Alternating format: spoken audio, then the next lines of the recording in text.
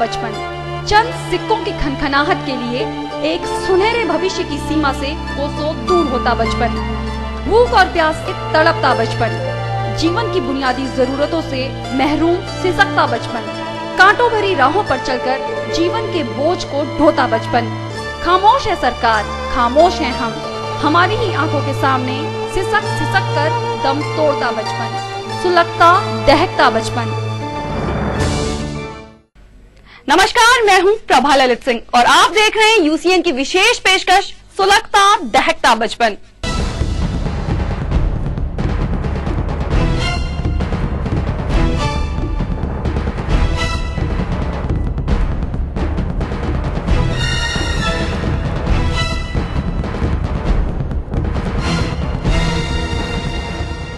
सबसे पहले बात उस मासूम बच्ची की जो शौक परी सी है, कभी चंचल हिरनी सी, कभी सुबह की पहली किरण सी, कभी आफताब सी है तो कभी महताब सी, बिल्कुल सदाओं सी, जिसकी हर अदा हसीन है, हर अदा बेमिसाल, बेपनाह बेफिक्री की मिसाल है ये नन्ही परी।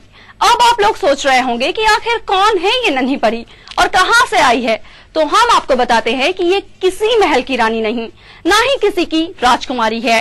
ये मासूम तो महज एक नौकरानी है, किसी के घर की मामूली सी नौकरानी।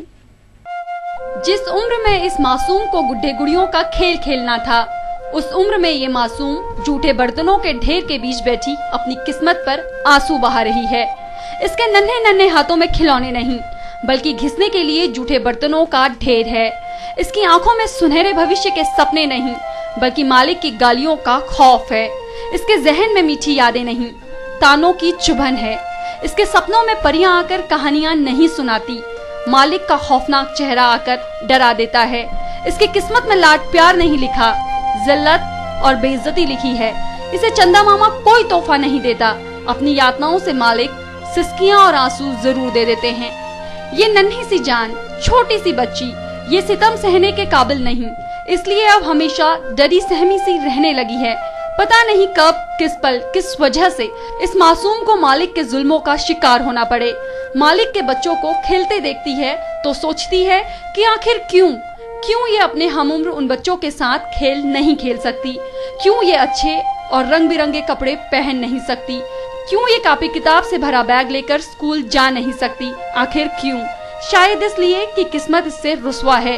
अगर रुस्वा न होती तो किसी ऊंचे रसूख वाले खानदान की राजकुमारी बनाकर पैदा किया होता और तब ये सबकी चहेती, सबकी दुलारी प्यारी राजकुमारी बिटिया होती, और तब शायद इसे इस तरह गरीबी से बेहाल, भूख से तड़पकर, अपनी बुनियादी जरूरतों के लिए भी महरूम रहकर जीवन बिताने के लिए मजबूर न होना पड़ता। क्या क्या काम करते हो घर का?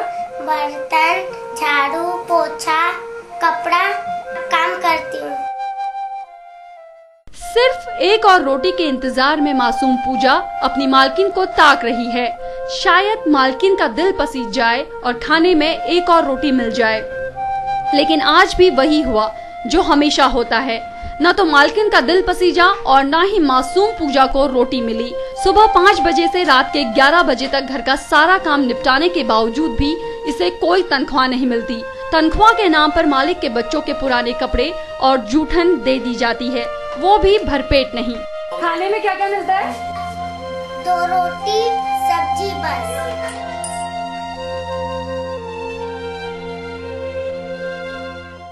ये सिर्फ एक मासूम पूजा की कहानी नहीं, इस जैसे ही कई और भी मासूम बच्चे हैं जो इस दिल दहला देने वाली हकीकत में जी रहे हैं, जिनको खाने में मिठाइयाँ और चॉकलेट तो क्या, सूखी रोटी तक पेट भर नहीं मिलती।